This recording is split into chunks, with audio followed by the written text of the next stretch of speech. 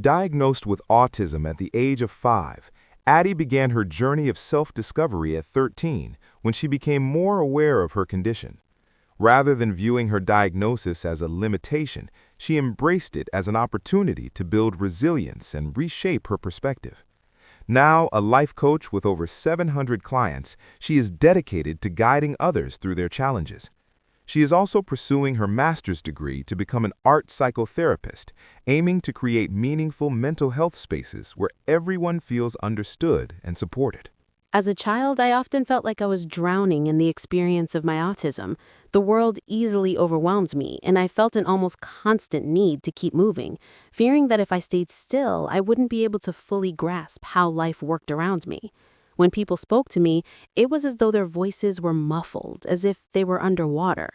I struggled to understand not only their words, but also the meaning behind their expressions. This left me feeling disconnected, as if I were sinking in an ocean of confusion from an early age. It wasn't just words or conversations that overwhelmed me. It was everything: the colors, the sounds, the emotions that seemed to fill every space I occupied. When I walked into a room, I felt like I was stepping into a storm of sensations, all crashing against each other. It was hard to know where to focus, what to prioritize, or how to make sense of the chaos. My mind races constantly, trying to put the pieces together in a way that made sense, but often it just felt like I was missing something essential that everyone else seemed to understand without trying. Growing up, it felt like I was navigating a world that wasn't made for me.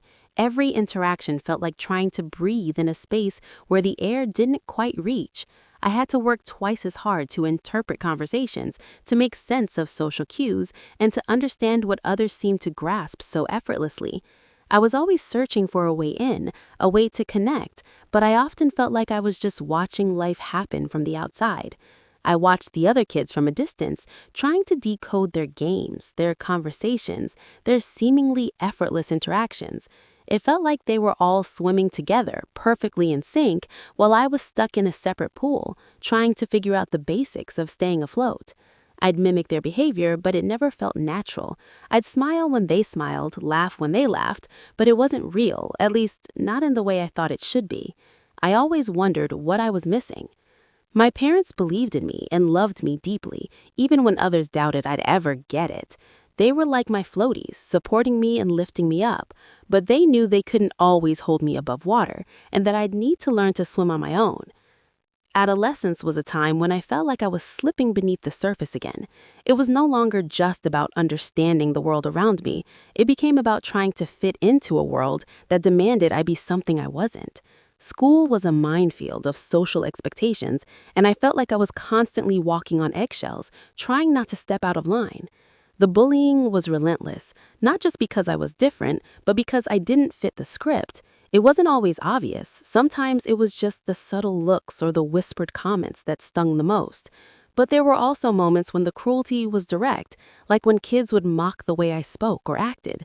My movements, which were a natural response to feeling overwhelmed, were seen as weird or robotic. Then, while others picked up on humor and sarcasm with ease, I struggled. I couldn't respond fast enough, and when I finally did, the moment had passed. I was seen as the odd one, the one who didn't quite get it.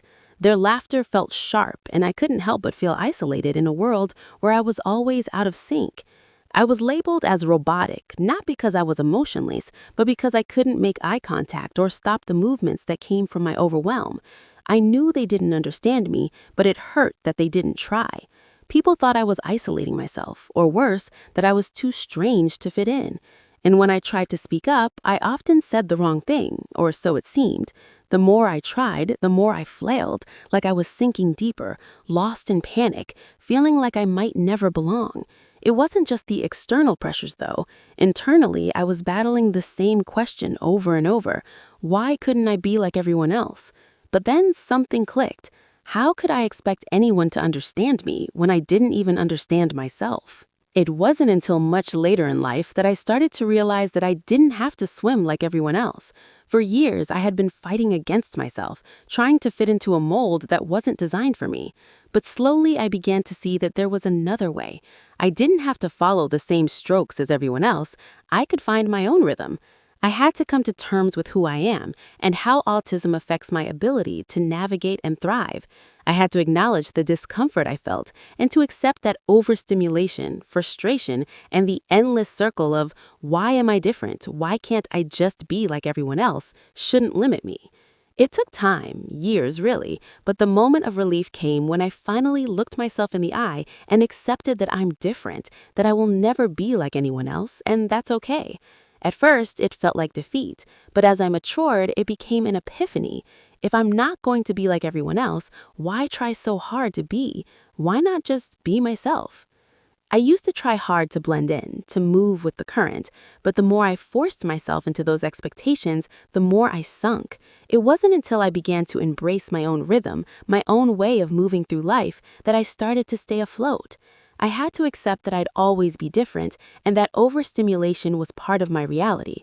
But instead of seeing them as weights pulling me down, I began to see them as the currents that shaped who I was. Accepting myself was the key to survival. It wasn't about fighting the water, it's about learning to move with it, to let it carry me where I needed to go.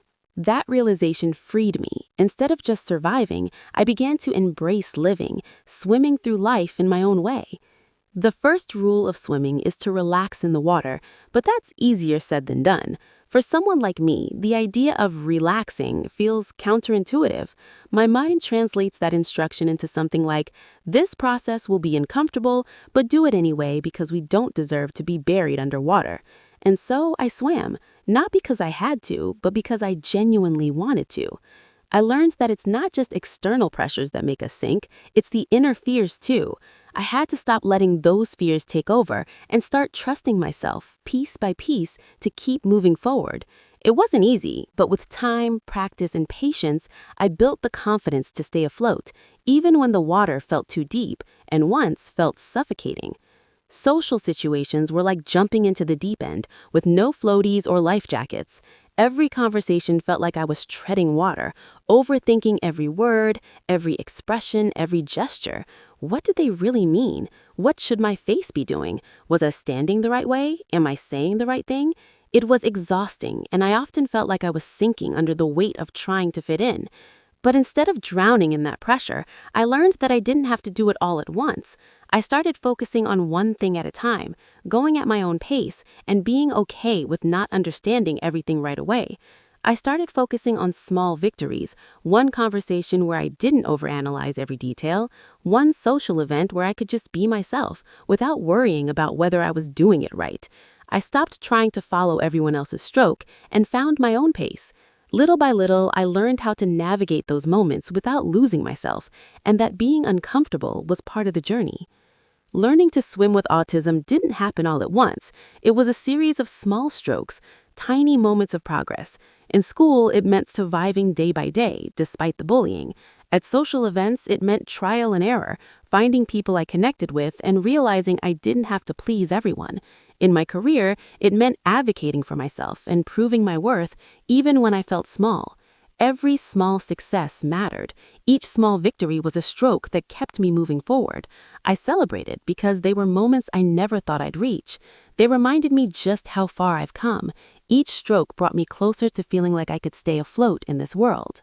In the beginning, water felt like this overwhelming force, always threatening to drown me, always trying to pull me under, something I had to fight against just to survive. It represented fear, the unknown, and a world I couldn't fully understand. But over time, my perspective shifted. The water didn't have to suffocate me, it could also support me. I began to realize that this same water could make me feel buoyant, free, and weightless. The water didn't have to be my enemy. It could be something that supported me to find my own way. Now, the water feels different. It no longer represents fear or being overwhelmed. Instead, it feels refreshing, like a space where I can move at my own pace. It's no longer about sinking or swimming like everyone else. It's about finding my own rhythm and letting the water carry me as I navigate my life.